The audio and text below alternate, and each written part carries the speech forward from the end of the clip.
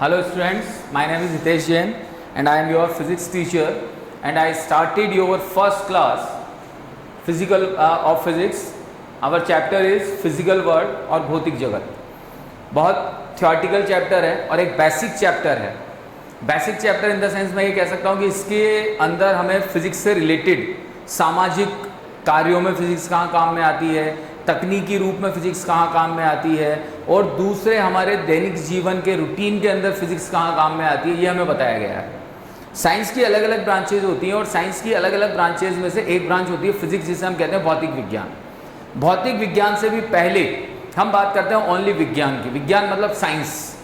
हम लोगों ने 10th के अंदर भी साइंस पढ़ा है, 9th के अंदर भी साइंस पढ़ा है, तो you know very well the definition of the science कि साइंस होती क्या है. तो साइंस की अगर हम बात करते हैं तो साइंस क्या है? साइंस प्रकृति का एक सुव्यवस्थित अध्ययन है, उसका ज्ञान अर्जन है, वो आपका साइंस कहलाता है. अब आपने कहा प्रकृति का सुव्यवस्थित अध्ययन, तो अब ये सुव्यवस्थित अध्ययन से मतलब क्या है कि प्रकृति के सुव्यवस्थित अध्ययन को हम कैसे करें? तो सुव्यवस्थित का मतलब ये होता है कि जैसे कहीं बहुत तेजी से हवा चल रही है तो अब उसका अध्ययन करने के लिए पहले हमें ये पता लगाना पड़ेगा कि इस हवा की डायरेक्शन क्या है. दूसरी चीज हमें ये पता लगाना पड़ेगा कि ये चल किस दिशा से किस दिशा में रही है, जिस दिशा में वो जा रही है तो उस दिशा में क्यों जा रही है और इसके इम्पैक्ट क्या क्या आ रहे हैं. तो ये क्या है? चरणबद्ध अध्ययन कह सकते हैं इसको. हम सुव्यवस्थित ना कह के क्या कहेंगे? चरणबद्ध अध्ययन. तो प्राकृतिक घटनाओं का जो चरणबद्ध अध्ययन किया जाता है, जो सुव्यवस्थित अध्ययन किया जाता है, उसे हम विज्ञान कहते हैं. और विज्ञान को अगर मैं इंग्लिश में वर्ड की बात करते हैं तो बहुत अच्छी तरह आप जानते हैं कि विज्ञान को हम कहते हैं साइंस. ओके. और साइंस किससे बना है? साइंस एक लैटिन वर्ड है, साइंटिया. साइंस की जो उत्पत्ति हुई है वह एक लैटिन वर्ड से हुई है और ये लैटिन वर्ड क्या है? साइंटिया.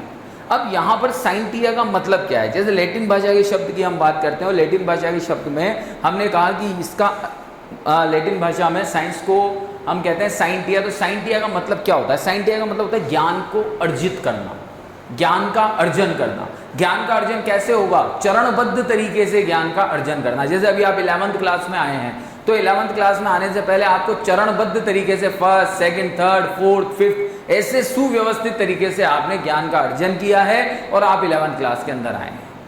तो उसी तरह से जो साइंटिस्ट होते हैं, जो प्रकृति के होने वाले परिवर्तनों का अध्ययन करते हैं, तो वो उनका एक बेस उठाते हैं, एक बेसिक उठाते हैं और वहां से उसका अध्ययन करना शुरू कर देते हैं और उसी अध्ययन को उन्होंने क्या नाम दे दिया? विज्ञान. तो अगर हम डेफिनेशन देते हैं सिंपल विज्ञान की, तो विज्ञान को हम कहते हैं कि प्रकृति के सुव्यवस्थित अध्ययन को हम विज्ञान कहते हैं. अब प्रकृति का सुव्यवस्थित अध्ययन, तो प्रकृति तो क्या है? बहुत गूढ़तम रहस्यों को लिए हुए है, बहुत गहन अध्ययन करना पड़ता है, बहुत विस्तृत अध्ययन करना पड़ता है, बहुत विस्तृत ज्ञान अर्जन करना पड़ता है, तब जाकर हम यहाँ पर प्रकृति के सुव्यवस्थित अध्ययन को सारगर्भित कर सकते हैं. जैसे हमने कहा पानी ऊंचाई से नीचे गिरा. एक बहुत सिंपल सा फिजिक्स का एग्जांपल आपको बता रहा हूँ. पानी जब ऊंचाई से नीचे गिरा तो जब वो ऊंचाई पर स्थित था, जैसे यहाँ पर ये एक डैम बना हुआ है, इस डैम में यहाँ पर ये पानी भरा हुआ है. जब पानी यहाँ पर था तो ये पृथ्वी से कुछ ना कुछ हाइट पे था, कुछ ना कुछ हाइट पे था. तो इसके अंदर कौन सी एनर्जी थी? Potential energy. कौन सी एनर्जी थी? Potential energy. क्योंकि एक चीज हमेशा ध्यान रखिएगा कि कोई भी वस्तु अगर हाइट पर होती है तो हाइट पर स्थित वस्तु में हमेशा पोटेंशियल एनर्जी होती है. तो यहाँ पर जब पानी था तो इसके अंदर कौन सी ऊर्जा थी? स्थितिज ऊर्जा. जब इसके अंदर स्थितिज ऊर्जा थी तो पानी यहाँ से गिरना शुरू हुआ. पानी यहाँ से गिरना शुरू हुआ तो ये स्थितिज ऊर्जा किसके अंदर कन्वर्ट हुई? गतिज ऊर्जा में. यानी धीरे धीरे स्थितिज ऊर्जा का कन्वर्जन कैसे हुआ? गतिज ऊर्जा में. और जब ये गतिज ऊर्जा पूर्ण रूप से यहाँ पहुंच गई तो मैक्सिमम होने के बाद में वापस किस में कन्वर्ट हो गई? स्थितिज ऊर्जा में. तो कहने का मतलब यहाँ पर रूपांतरण हुआ, लेकिन रूपांतरण कैसे हुआ? चरणबद्ध तरीके से. ऐसा नहीं कि पानी यहाँ से गिरते ही गतिज ऊर्जा में बदल गया. स्थितिज ऊर्जा धीरे धीरे किस में बदली? गतिज में. और फिर गतिज वापस धीरे धीरे किस में बदली? स्थितिज में. तो प्रकृति के इसी सुव्यवस्थित ज्ञान को हम क्या कहते हैं? विज्ञान कहते हैं. ठीक है. अब जो प्राकृतिक घटनाओं के विश्लेषण से हमें जो ज्ञान प्राप्त होता है, तो भौतिक विज्ञान ये कहता है कि आप इस ज्ञान का उपयोग जन कल्याण के कार्यों में कीजिए. तो जो हम ये भौतिक जगत चैप्टर पढ़ रहे हैं, इस भौतिक जगत चैप्टर का इंट्रोडक्शन ही यही है कि जो साइंस है जिसका पार्ट भौतिक विज्ञान है, तो भौतिक विज्ञान का मूल कार्य क्या है? जन कल्याण के कार्यों को करना। जैसे बिजली उत्पन्न करना, अब बिजली भी अलग अलग तरीकों से उत्पन्न की जाती है, पानी के द्वारा उत्पन्न की जाती है, पानी को ऊंचाई से नीचे गिराया जाता है, टरबाइन चलाया जाता है तो लाइट जनरेट होती है ना। न्यूक्लियर एनर्जी से जनरेट की जाती है, विंड एनर्जी से पवन चक्कियाँ चलाई जाती है बड़ी बड़ी, उनसे ऊर्जा उत्पन्न की जाती है। तो कुल मिलाकर फिजिक्स विज्ञान की वह शाखा है, या मैं यूँ कह सकता हूँ कि अभी तो मैं विज्ञान की बात कर रहा हूँ, तो विज्ञान वह है जिसका उपयोग हम जन कल्याणकारी नीतियों में कर सकते हैं। तो ये एक आपका बेसिक है, ये आपका एक इंट्रोडक्शन है। ओके स्टूडेंट्स, हमारा नया टॉपिक है भौतिकी का कार्य क्षेत्र एवं विस्तार। अभी मैंने आपको समझाया साइंस के बारे में, साइंस क्या है। अब हम आते हैं साइंस की एक शाखा पर, जो शाखा है भौतिक विज्ञान। भौतिक विज्ञान क्या है? हम जब बात करते हैं कि परमाणु के सूक्ष्मतम कणों से लेकर, परमाणु के सूक्ष्मतम कण कौन कौन से होते हैं? अगर हम परमाणविक संरचना की बात करते हैं तो देखिए दो चीजें होती है, एक तो होते हैं परमाणुवीय कण और एक होते हैं नाभिकीय कण। बहुत ध्यान से समझिएगा, परमाणुवीय कणों के अंदर आते हैं इलेक्ट्रॉन, प्रोटॉन, न्यूट्रॉन, और नाभिकीय कणों के अंदर आते हैं ओनली प्रोटॉन और न्यूट्रॉन। जब हम बात करते हैं परमाणुवीय कणों की, तो परमाणुवीय कण अत्यंत सूक्ष्म आकार के होते हैं। तो भौतिकी क्या है? परमाणुवीय कणों से लेकर ब्रह्मांड के अंदर जो बड़े बड़े कण हैं, बड़े बड़े पिंड हैं, उन सबको हम भौतिकी के अंतर्गत मानते हैं, भौतिक निकाय मानते हैं। निकाय का मतलब होता है तंत्र। उन सबको किसका हिस्सा मानते हैं? भौतिक का हिस्सा। तो अगर मैं भौतिकी के कार्य क्षेत्र की बात करता हूं तो मैं ये कह सकता हूं कि छोटी सी सुई से लेकर बड़े से बड़े जहाज तक भौतिक लग रहा है, बड़े से बड़े जहाज तक फिजिक्स काम कर रहा है। तो भौतिकी के कार्य क्षेत्र की अगर हम बात करते हैं तो परमाणु के अत्यंत सूक्ष्म आकार से लेकर ब्रह्मांड में स्थित बड़े बड़े पिंडों, जो खगोलीय पिंड हैं, ये सब भौतिक हैं और इन सभी निकायों को हम भौतिक निकाय कहते हैं। ठीक है, भौतिकी की अगर हम बात कर रहे हैं तो भौतिकी क्या है? भौतिकी विज्ञान की एक सबसे महत्वपूर्ण शाखा है, यानी विज्ञान भौतिकी के बिना अधूरा है, और भौतिकी को ही हम आधारभूत विज्ञान भी कहते हैं। यानी बेसिक साइंस की अगर मैं बात करूं, बेसिक मतलब आपका बेस, आपका फंडामेंटल, आपका फाउंडेशन, तो वो कौन है? फिजिक्स है। वो कौन है? भौतिक है, जो दैनिक जीवन की दिनचर्या में होने वाली सभी चीज़ें, बल्ब जल रहा है, पंखा चल रहा है, ट्यूबलाइट जल रही है, जनरेटर चल रहा है, टू व्हीलर चल रहे हैं, फोर व्हीलर चल रहे हैं, एरोप्लेन चल रहे हैं, फ़ोन चल रहे हैं, मोबाइल चल रहे हैं, तो ये सारी चीज़ें किस पर डिपेंड कर रही है? ये सारी चीज़ें भौतिकी पर डिपेंड कर रही है। तो भौतिकी के कार्य क्षेत्र की बात करते हैं तो एक छोटी सी सुई से लेकर बड़े से बड़ा जहाज, ये सब भौतिकी के अंतर्गत आते हैं। और इसका जो निकाय है, जो इसका समूह है, जो इसका तंत्र है, जो इसका संसार है, ये बहुत बड़ा है, बहुत विशाल है। और इसीलिए इसे विज्ञान का, इस भौतिकी को आधारभूत विज्ञान माना जाता है, इसे बेसिक साइंस माना जाता है। तो अगर हम भौतिकी को डिफाइन करते हैं, जैसे मैंने साइंस को डिफाइन किया था कि प्रकृति के सुव्यवस्थित अध्ययन को हम साइंस कहते हैं, तो जब हम भौतिकी को डिफाइन करते हैं तो यहां पर हम कहते हैं कि प्रकृति के आधारभूत, प्रकृति के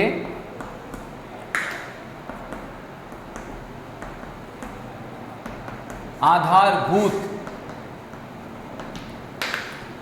नियमों। अब प्रकृति के आधारभूत नियमों से क्या मतलब है? प्रकृति के आधारभूत नियम, आधारभूत नियमों में जैसे गुरुत्वाकर्षण का नियम, पेड़ से फल टूटा, फल टूटकर नीचे गिरा। न्यूटन ने क्या देखा? पेड़ से फल टूटा, फल टूट के नीचे गिरा। क्यों गिरा? सोचा तो उसने उसका बेसिक निकाला, उसने एक पत्थर को ऊपर उछाला, उसने देखा कि पत्थर भी ऊपर से वापस नीचे आया, फिर उसने दूसरा पत्थर ऊपर उछाला, उसने देखा फिर नीचे आया। तो इसका मतलब कोई ना कोई शक्ति तो है जो वस्तुओं को नीचे की ओर खींच रही है, और उस शक्ति का स्रोत ढूंढते ढूंढते उसने किसकी खोज कर दी? गुरुत्वाकर्षण। तो हम यहां पर बात कर रहे हैं भौतिकी की डेफिनेशन की, तो हम कहते हैं प्रकृति के आधारभूत नियम। तो इन आधारभूत नियमों में गुरुत्वाकर्षण नियमों को भी हम काम में ले सकते हैं। तो प्रकृति के आधारभूत नियमों का अध्ययन, जनरली अगर हम कहें यहां पर कि प्रकृति के आधारभूत नियमों का अध्ययन या फिर प्राकृतिक घटनाओं का अध्ययन,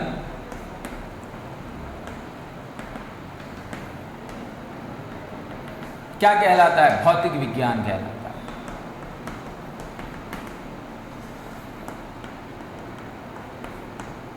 प्राकृतिक घटनाएं, बरसात का होना, आंधी तूफान का आना, बिजली का चमकना, ये सब क्या, भूकंप का आना, ये सब क्या प्राकृतिक घटनाएं हैं। इन घटनाओं का अध्ययन हम जिस शाखा के अंतर्गत करते हैं उस शाखा को हम भौतिक विज्ञान कहते हैं। तो भौतिक विज्ञान का कार्यक्षेत्र और विस्तार के अंतर्गत हम सिर्फ इतना सा ही कहेंगे कि भौतिक विज्ञान के कार्यक्षेत्र की हम बात करते हैं तो परमाणु के सूक्ष्मतम से सूक्ष्म कण से लेकर खगोल ब्रह्मांड के बड़े बड़े खगोल पिंडों तक भौतिकी ही भौतिकी है। ये सभी भौतिक निकाय हैं और इसीलिए इसे बेसिक साइंस का एक इम्पोर्टेंट पार्ट माना जाता है। ओके बेटा, अब इसके बाद हम बात करते हैं भौतिक विज्ञान के विस्तार की। ओके, अब हम इस बात करते हैं, भौतिकी का कार्यक्षेत्र हो चुका, अब भौतिकी के विस्तार की हम बात करते हैं। भौतिकी के विस्तार की जब हम बात करते हैं तो भौतिक विज्ञान को मुख्य रूप से दो शाखाओं में वर्गीकृत करते हैं। एक तो होती है आपकी क्लासिकल फिजिक्स और एक होती है आपकी मॉडर्न फिजिक्स। क्लासिकल फिजिक्स को हम कहते हैं चिर सम्मत भौतिकी और मॉडर्न फिजिक्स कहलाती है आपकी क्वांटम भौतिकी या आधुनिक भौतिकी। क्लासिकल फिजिक्स क्या होती है, चिर सम्मत भौतिकी क्या होती है, 90s से पहले की जितनी भी फिजिक्स थी, 1900 से पहले की जितनी भी फिजिक्स थी वो चिर सम्मत भौतिकी का पार्ट है, वो चिर सम्मत भौतिकी के भाग हैं। चिर सम्मत भौतिकी ने किया क्या, चिर सम्मत भौतिकी में जो अवधारणाएं दी गई बहुत ज़्यादा सरल थी, बहुत सरलतापूर्वक उन अवधारणाओं को समझा जा सकता है, उन अवधारणाओं के आधार पर कार्य किया जा सकता है। लेकिन चिर सम्मत भौतिकी की जो सबसे बड़ी कमी रही वो ये रही कि वह कुछ ही प्रयोगों की व्याख्या करने में सफल रही, कुछ ही प्रयोगों को वो स्पष्ट कर पाई, कुछ ही प्रयोगों का वो रिजल्ट दे पाई। तो कुछ ही प्रयोगों की व्याख्या करने में चिर सम्मत भौतिकी सफल रही। लेकिन उसके बाद में यानी आफ्टर 90s 1900 के बाद में जो फिजिक्स आई वो आई मॉडर्न फिजिक्स, वो आई क्वांटम फिजिक्स। क्वांटम फिजिक्स की जो अवधारणाएं थी वो अत्यधिक जटिल थी, उनको समझना बहुत ज़्यादा कठिन था, लेकिन उन अवधारणाओं के आधार पर समस्त प्रयोगों की प्रायोगिक व्याख्या आसानी से कर दी गई। इसीलिए जो फिजिक्स मेनली डिपेंड करती है या जो मेनली यूज में ली जाती है वो फिजिक्स कौन सी काम में ली जाती है, क्वांटम भौतिकी या फिर मॉडर्न फिजिक्स। तो दो पार्ट हो गए आपके फिजिक्स के, एक फिजिक्स तो हो गया क्लासिकल फिजिक्स और एक फिजिक्स हो गई आपकी मॉडर्न फिजिक्स। तो सबसे पहले हम लेते हैं क्लासिकल फिजिक्स कि उस क्लासिकल फिजिक्स के कौन कौन से पार्ट होते हैं। ओके, तो अब स्टार्ट करते हैं हम लोग parts of classical physics. Parts of classical physics में सबसे पहले हम लेते हैं यांत्रिकी को, मैकेनिक्स को। यांत्रिकी क्या है, यांत्रिकी यंत्र। यांत्रिकी क्या है, यंत्र। यंत्र क्या करते हैं, चलते भी हैं रुकते भी हैं, बहुत ध्यान समझिएगा। यांत्रिकी क्या है, यंत्र है। यांत्रिकी को इंग्लिश में बोलते हैं मैकेनिक्स। मैकेनिक्स रिलेटेड है मशीनरी से और मशीन चलती भी है और रुकती भी है। यानी यांत्रिकी स्थैतिक यानी स्थिर और गति दोनों से ही संबंधित है। यानी भौतिक विज्ञान की वह शाखा जिसके अंदर स्थिर और गतिमान वस्तुओं का अध्ययन किया जाता है उसे हम यांत्रिकी कहते हैं, बहुत ध्यान समझिएगा। भौतिक विज्ञान की वह शाखा जिसके अंतर्गत स्थिर और गतिमान वस्तुओं का अध्ययन किया जाता है उसको हम यांत्रिकी कहते हैं। और स्थिर वस्तुओं का, जैसे जो इसकी उपशाखा की हम बात करते हैं वो होती है स्थैतिकी। यांत्रिकी की एक उपशाखा होती है स्थैतिकी और स्थैतिकी के अंदर हम हमेशा स्थिर वस्तुओं का अध्ययन करते हैं। और दूसरी उपशाखा होती है गतिकी जिसके अंतर्गत हम हमेशा गतिमान वस्तुओं का अध्ययन करते हैं। अब गतिमान वस्तुओं में कुछ भी हो सकता है, जैसे वायु गतिकी तो वायु की गति से अध्ययन हो गया। तरल के अंदर की बात करें तो तरल की गति की, तो तरल के कण हुए उनका अध्ययन हो गया। गैस की बात करें तो गैस के कण हो गए, उनका अध्ययन हो गया। तो कुल मिलाकर हम यांत्रिकी को दो शाखाओं में डिवाइड करते हैं। एक तो होती है आपकी स्थैतिकी, इसको तो कहते हैं हम स्थैतिकी, और एक होती है आपकी गतिकी। स्थैतिकी स्थिर वस्तुओं से रिलेटेड होती है और जो गतिकी होती है वो गतिमान वस्तुओं से रिलेटेड होती है। तरल यांत्रिकी में तरल अर्थात द्रव व गैस के गतिक व्यवहार का अध्ययन हम गतिकी के अंतर्गत करते हैं। अगर हम द्रव पदार्थ की बात करते हैं तो द्रव और गैसों के अंदर जो पदार्थ हैं उनका अध्ययन हम किसके अंतर्गत करते हैं, गतिकी के अंतर्गत करते हैं। वायु गतिकी के अंतर्गत हम वायु के कणों का अध्ययन करते हैं। तो कुल मिलाकर यांत्रिकी को मैं एक बार और समझाऊंगा कि भौतिक विज्ञान की वह शाखा जिसके अंतर्गत हम स्थैतिक और गतिक दोनों ही घटनाओं का अध्ययन करते हैं उसे ही हम मैकेनिक्स कहते हैं, उसे ही हम यांत्रिकी कहते हैं। ओके, तो अब सेकंड जो ब्रांच आती है आपकी चिर सम्मत भौतिकी की वो है ऊष्मा गतिकी। ऊष्मा गतिकी को क्या कहते हैं हम, थर्मोडायनामिक्स। थर्मोडायनामिक्स, थर्मो किससे रिलेटेड है, थर्मल से। थर्मल का मतलब क्या होता है, ऊष्मा। फिर आता है डायनामिक्स, डायनामिक्स किससे रिलेटेड है, गति से। यानी ऊष्मा गतिकी भौतिक विज्ञान की वह शाखा है जिसके अंतर्गत हम ऊष्मा की गति का अध्ययन करते हैं। बहुत एक सिंपल सा एग्जांपल देता हूं आप लोगों को कि एक चम्मच हम लेते हैं, उस चम्मच को एक कढ़ाई है, वो कढ़ाई गैस पे रखी हुई है, गर्म हो रही है, और उस चम्मच को हमने गैस उस कढ़ाई के अंदर रख दिया। आप क्या देखेंगे, थोड़ी देर बाद जब उस चम्मच का हैंडल आप पकड़ेंगे तो वो हैंडल आपको कैसा लगेगा, गर्म लगेगा। कभी सोचा है आप लोगों ने कि वो हैंडल तो उस कढ़ाई के अंदर था ही नहीं, उस कढ़ाई के अंदर तो सिर्फ क्या था, उस चम्मच का निचला सिरा, फिर भी वो हैंडल गर्म हो गया। क्यों? हैंडल तो हवा में था ना, फिर भी हैंडल गर्म हो गया। क्यों? ऊष्मा के संचरण के कारण। ऊष्मा का संचरण हुआ कहां से, उच्च ताप से निम्न ताप की ओर। उच्च ताप कहां था, एकदम गैस के यहां जहां उस चम्मच का निचला सिरा था, तो वहां से ऊष्मा चलना शुरू हुई, वहां से ऊष्मा का संचरण शुरू हुआ। किधर की ओर, ठंडे भाग की ओर, और धीरे धीरे उसने पूरे हैंडल को गर्म कर दिया। तो ऊष्मा गतिकी क्या होती है, ऊष्मा गतिकी एक तरह से ऊष्मा की गति है। और ऊष्मा की गति क्या है कि भौतिक विज्ञान की वह शाखा जिसके अंतर्गत हम ऊष्मा संचरण का अध्ययन करते हैं, ऊष्मा की गति का अध्ययन करते हैं, उसे हम ऊष्मा गतिकी कहते हैं। और इसके साथ साथ हम इस चीज का भी ध्यान रखते हैं या इस चीज का भी अध्ययन करते हैं कि उस ऊष्मा गतिकी का उपयोग हम कैसे यांत्रिकी में कर सकें, कैसे हम उसे यांत्रिकी में परिवर्तित कर सकें। जैसे भाप का इंजन, जेम्स वॉट ने भाप के इंजन का आविष्कार किया था। उसने क्या किया, उसने भाप से यांत्रिक ऊर्जा बनाई, स्टीम से यांत्रिक ऊर्जा बनाई। तो कहने का मतलब यह है कि ऊष्मा के द्वारा हम क्या क्या कार्य कर सकते हैं, कौन कौन से कार्य कर सकते हैं, इसके द्वारा ये किस किस रूपों में रूपांतरित हो सकती है, तो ये हम ऊष्मा गतिकी के अंतर्गत पढ़ते हैं। तो ये ऊष्मा गतिकी भी एक तरह से किसका भाग हो गया, आपकी चिरसम्मत भौतिकी का भाग हो गया। इसके बाद में जो इसका तीसरा पार्ट आता है वो आता है चिरसम्मत तरंग यांत्रिकी, जो हम देखते हैं अभी। ओके, तीसरा जो क्लासिकल फिजिक्स का पार्ट है वो है आपकी चिरसम्मत तरंग यांत्रिकी। सबसे पहले मैं यहां पर बात करता हूं तरंग की, वेव। चलिए, तरंग क्या होती है, सबसे पहले हम इस चीज को समझेंगे। तरंग, व्हाट इज वेव, वेव क्या है। तो अगर हम तरंग की बात करते हैं तो यहां पर तरंग को हम कहते हैं कि तरंग किसी भी माध्यम में होने वाली हलचल है। जैसे पानी के अंदर पत्थर डाला, क्या हुआ, तरंगे उत्पन्न हुई। एक रस्सी के सिरे को एक कोने से बांधा, दूसरे को हमने हाथ में लिया और हाथ को हिलाया, क्या हुआ, रस्सी के अंदर हलचल हुई। किसी एक लकड़ी लोहे के उस पे बैल के ऊपर एक हथौड़े से बहुत तेजी से चोट की और फिर उस बैल पर हाथ लगाया तो झंझनाहट महसूस हुई, क्या है, हलचल हुई।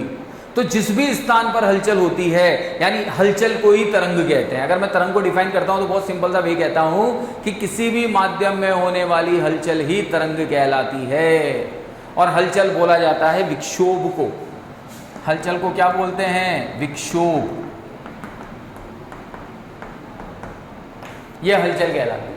तो यहां पर जब हम हलचल की बात करते हैं या विद्युत तरंग यांत्रिकी की बात करते हैं तो तरंग भी क्या है, एक ऊर्जा संचरण की विधि है। ऊर्जा को संचरित करती है, एक स्थान से दूसरे स्थान तक ले जाती है। जैसे समुद्र की लहरें, समुद्र की लहर जब एक स्थान से दूसरे स्थान तक आती है, सी वेव्स आती हैं, तो अपने साथ साथ अत्यधिक मात्रा में ऊर्जा लाती है।